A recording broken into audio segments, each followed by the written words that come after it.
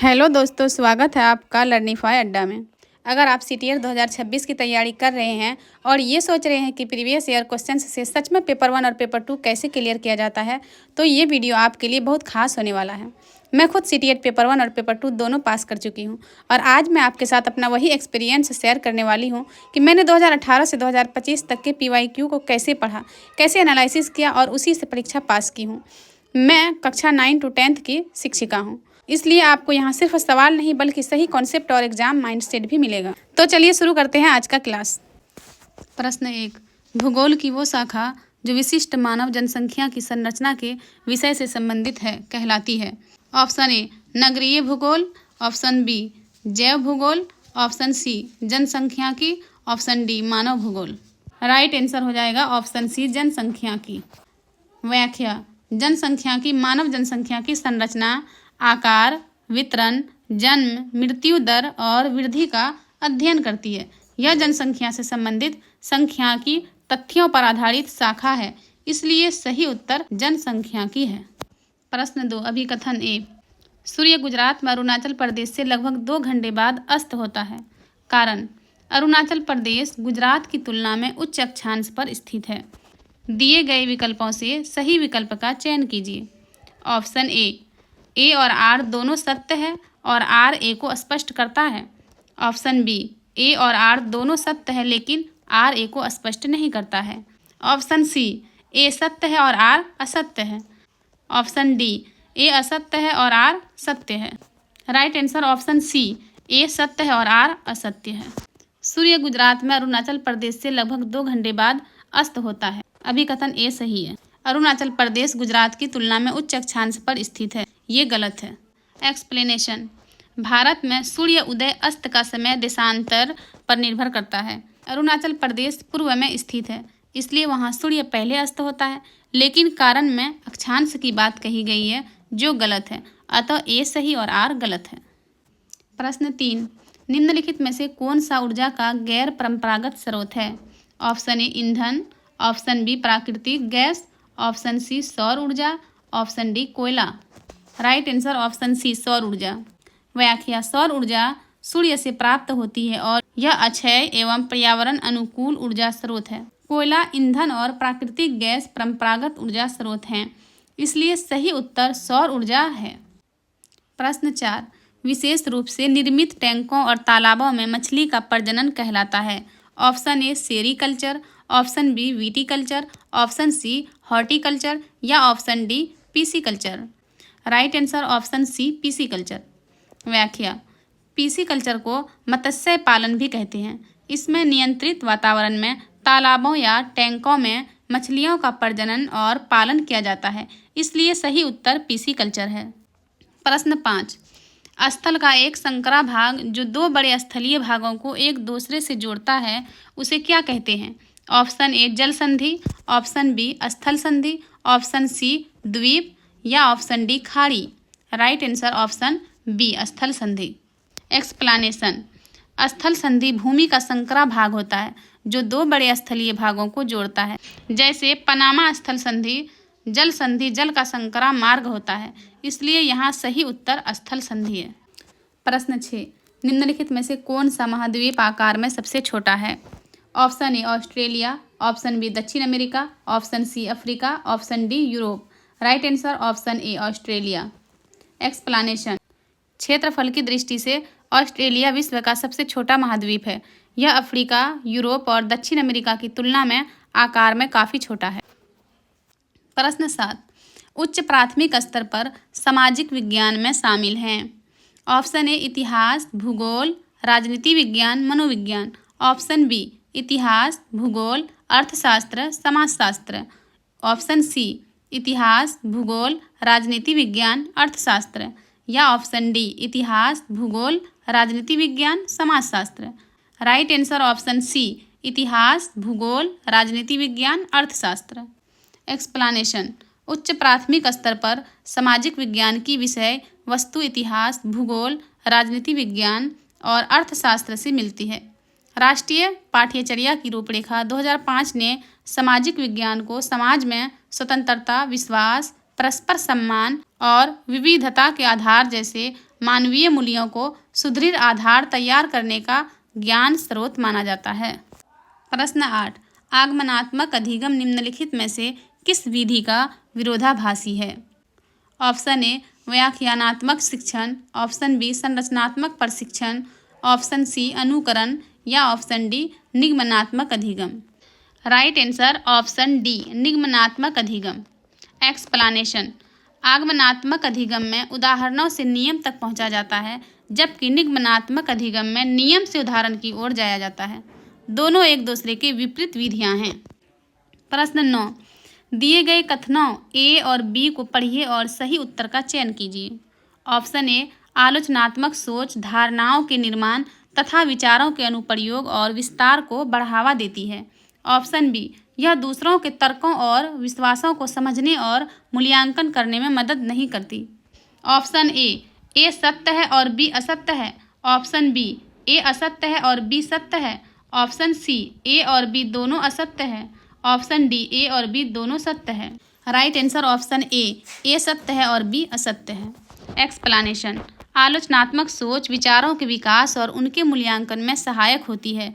यह दूसरों के तर्कों और विश्वासों को समझने व परखने में मदद करती है, इसलिए कथन भी गलत है। प्रश्न 10, अनुभवजन्य साक्ष्य क्या है? ऑप्शन ए इंद्रियों के माध्यम से वास्तविक दुनिया में एकत्रित आंकड़े। ऑप्शन बी अनुसंधान के लिए एक सैद्धांतिक दृष्टिकोण।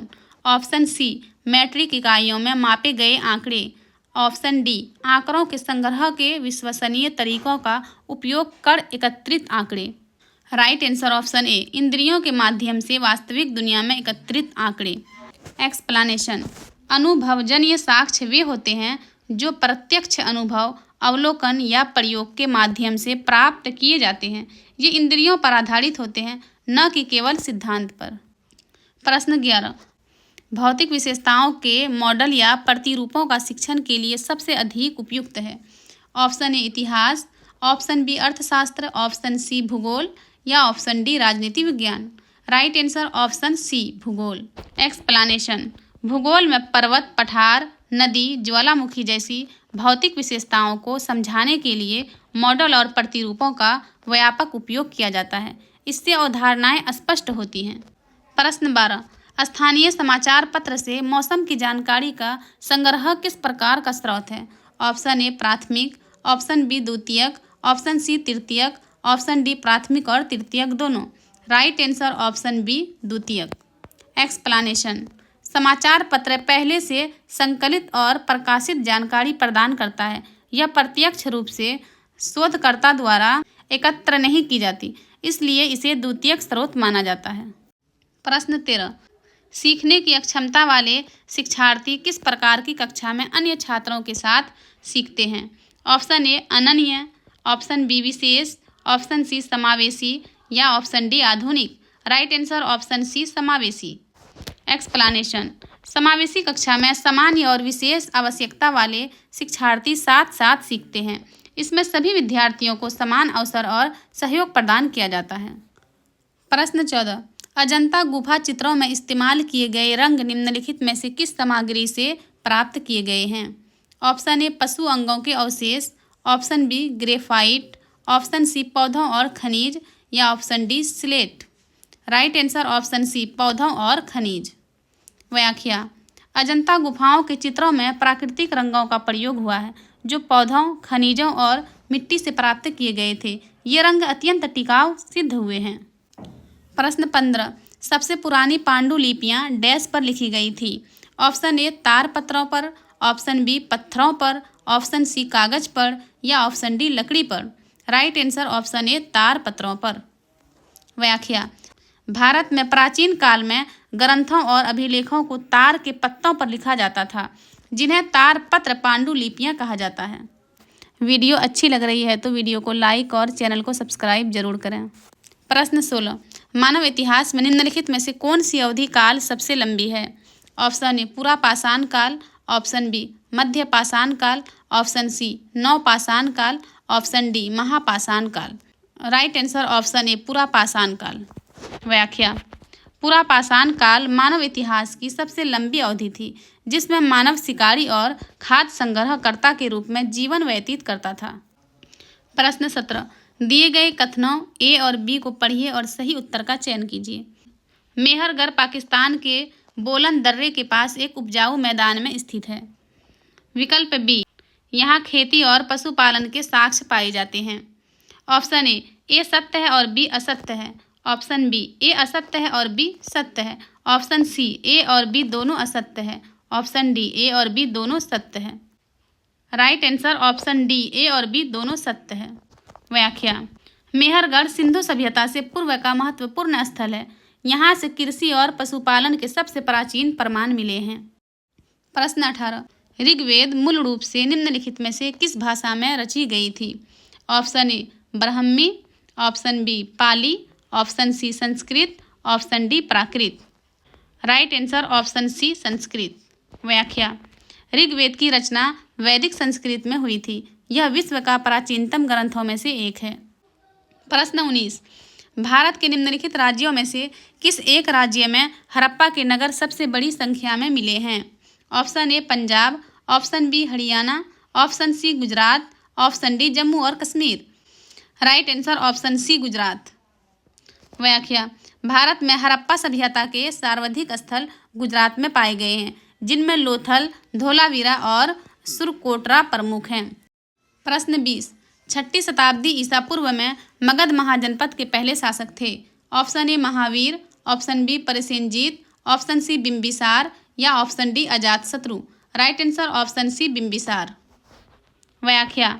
बिम्बिसार हर्यक वंश 6ठी शताब्दी ईसा पूर्व में मगध का प्रथम शक्तिशाली शासक था। उसने वैवाहिक और राजनीतिक नीतियों से मगध को सुदृढ़ बनाया। प्रश्न 21। निम्नलिखित में से कौन सा बौद्ध धर्म के त्रिरत्नों में से नहीं है? Option A Buddha, option B Dhamma, option C ahimsa, option D Sangha. Right answer option C ahimsa. व्याख्या। बौद्ध धर्म के त्रिरत्न हैं बुद्ध, धम्म और संघ। अहिंसा बौद्ध धर्म का सिद्धांत है, पर त्रिरत्न का हिस्सा नहीं है, इसलिए राइट आंसर ऑप्शन सी अहिंसा हो जाएगा। प्रश्न 22। निम्नलिखित में से कौन राज्यसभा सदस्यों का चुनाव करता है?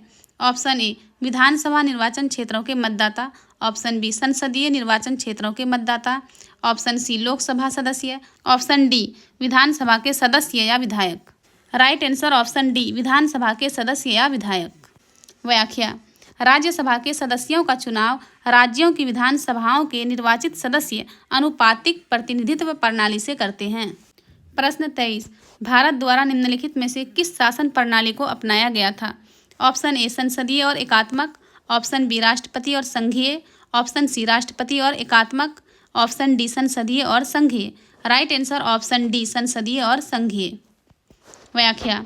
भारत ने ब्रिटेन से संसदीय प्रणाली और अमेरिका से संघीय व्यवस्था अपनाई है, इसलिए भारत की शासन प्रणाली संसदीय एवं संघीय है। प्रश्न 24। एथेनियन लोकतंत्र की निम्नलिखित में से कौन सी एक विशेषता नहीं थी? ऑप्शन ए 30 से अधिक उम्र के उन सभी पुरुषों और महिलाओं को पूर्ण नागरिकता प्राप्त थी जो दास नहीं थे। ऑप्शन बी सभी नागरिकों को सेना व नौसेना में अपनी सेवाएं देनी होती थी। ऑप्शन सी मामलों के निर्णय के लिए आयोजित की गई सभाओं में से सभी नागरिक उपस्थित होते थे। ऑप्शन डी कई पदों पर नियुक्तियां लॉटरी के माध्यम की जाती थी। राइट आंसर ऑप्शन सी मामलों के निर्णय के लिए आयोजित की गई सभाओं में सभी नागरिक उपस्थित होते थे। व्याख्या।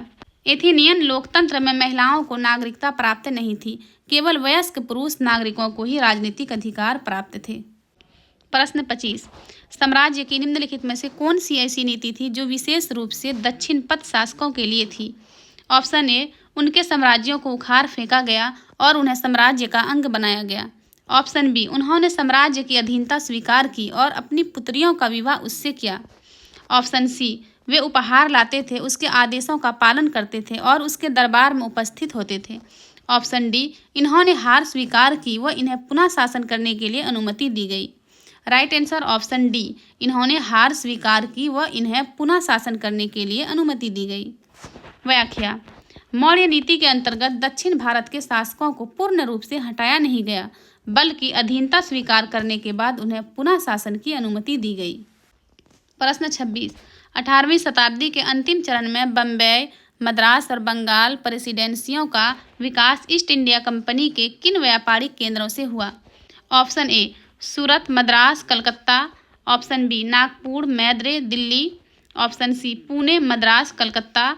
Option D Surat, Madras, Delhi. Right answer option A Surat, Madras, Calcutta. Explanation. East India company के प्रमुख व्यापारिक केंद्र सूरत, मद्रास और कलकत्ता थे। इन्हीं के आधार पर बाद में बम्बई, मद्रास और बंगाल प्रेसिडेंसी का विकास हुआ। प्रश्न 27। ए और बी कथनों पर बौद्ध महायान के संदर्भ में विचार कीजिए और सही उत्तर का चयन कीजिए। विकल्प ए, बौद्ध धर्म के इस रूप में बुद्ध की उपस्थिति कुछ एक संकेतों का उपयोग करते हुए मूर्तियों में दिखाई गई है। विकल्प बी, महायान बौद्ध के आने के साथ ही बौद्धिसत्व में विश्वास समाहित हुआ। ऑप्शन ए सही है, बी गलत है।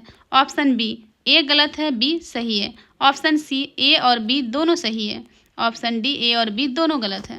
राइट आंसर ऑप्शन सी, ए और बी दोनों सही है। एक्सप्लेनेशन। महायान बौद्ध धर्म में बुद्ध की मूर्ति पूजा आरंभ हुई तथा बोधिसत्व की अवधारणा भी विकसित हुई। प्रारंभिक प्रतीकात्मक प्रस्तुति से मूर्तिकला तक का विकास इसी काल में हुआ। प्रश्न 28। महलवाड़ी और रैयतवाड़ी राजस्व प्रणालियों के संदर्भ में ए और बी कथनों पर विचार कीजिए। विकल्प ए, महलवाड़ी बंगाल प्रेसिडेंसी के उत्तर पश्चिमी प्रांतों के लिए युक्ति थी, जबकि रैयतवाड़ी दक्षिण भारत के लिए थी। विकल्प बी, महलवाड़ी में गांव का मुखिया पूरे गांव के राजस्व के लिए उत्तरदायी था, जबकि रैयतवाड़ी में किसानों से सीधे समझौता किया जाता था। ऑप्शन ए, केवल ए सही है। ऑप्शन बी, केवल बी सही है। ऑप्शन सी, ए और बी दोनों सही है। ऑप्शन डी, ए और बी दोनों गलत है। राइट आंसर ऑप्शन सी, ए और बी दोनों सही है। एक्सप्लेनेशन। महलवाड़ी प्रणाली में गांव इकाई होता था, जबकि रैयतवाड़ी में किसान प्रत्यक्ष रूप से सरकार को कर देता था। दोनों कथन राजस्व प्रणालियों के अंतर को सही दर्शाते हैं। प्रश्न 29। विशिष्ट द्वैत का सिद्धांत 11वीं शताब्दी में प्रस्तुत किया गया। ऑप्शन ए, रामानुज द्वारा। ऑप्शन बी, वासवना द्वारा। ऑप्शन सी, एकनाथ द्वारा। ऑप्शन डी, सदाशिव द्वारा। Right answer option A, Ramanuj द्वारा। एक्सप्लेनेशन। रामानुजाचार्य ने विशिष्ट द्वैत वेदांत का प्रतिपादन किया, जिसमें ईश्वर, आत्मा और जगत को परस्पर संबंधित माना गया। प्रश्न 30। भारत में 1772 में स्थापित की गई दीवानी अदालत के संबंध में ए और बी कथनों पर विचार कीजिए। विकल्प ए, यह एक फौजदारी अदालत थी। विकल्प बी, यह यूरोपीय जिलाधीशों की अध्यक्षता में चलती थी। ऑप्शन ए सही है, बी गलत है। ऑप्शन बी, ए गलत है, बी सही है। ऑप्शन सी, ए और बी दोनों सही है। ऑप्शन डी, ए और बी दोनों गलत है। राइट आंसर ऑप्शन बी, ए गलत है, बी सही है। एक्सप्लेनेशन। दीवानी अदालतें सिविल मामलों के लिए थी, न कि फौजदारी। इनकी अध्यक्षता यूरोपीय जिलाधीश करते थे, इसलिए बी सही है। तो अगर आप भी सीटीएट में एसएसटी को आसान बनाना चाहते हैं और जानना चाहते हैं कि पीवाईक्यू से तैयारी करने का सही तरीका क्या है, तो वीडियो को पूरा जरूर देखिए, क्योंकि आगे हम साल भर पीवाईक्यू को डिटेल में समझने वाले हैं। वीडियो अच्छी लगी हो तो लाइक करें और चैनल को सब्सक्राइब करें। चलिए मिलते हैं तब अगले वीडियो में। धन्यवाद।